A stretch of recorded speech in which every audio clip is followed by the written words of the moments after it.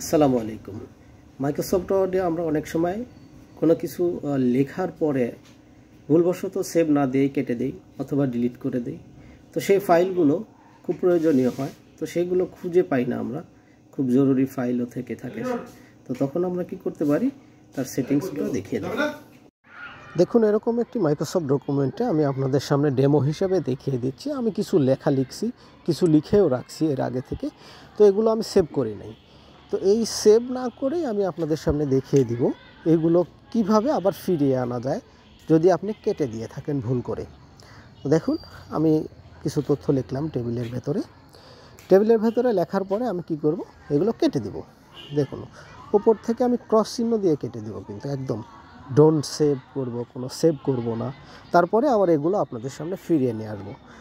তো এটি একটি গুরুত্বপূর্ণ ট্রিক্স। দেখুন, আমি কেটে দিলাম, ডোন্ট সেভ করলাম, আমার কাছে আর এই ফাইলটি নেই। আমি নতুন আবার মাইক্রোসফট ওয়ার্ড ওপেন করলাম। ওপেন করার পরে আমি কি করব, ওপর থেকে ফাইল অপশনে ক্লিক করব। ফাইল অপশনে ক্লিক করার পরে ইনফো থেকে দেখুন ম্যানেজ ভার্সন, সেখান থেকে আনসেভ ডকুমেন্টে ক্লিক করলে আপনার সামনে এইরকম কিছু থাকবে, যেটাতে আপনি ক্লিক করবেন। ক্লিক করলে আপনার যে ডকুমেন্টটা আনসেভ ছিল সেটা ওপেন হয়ে যাবে।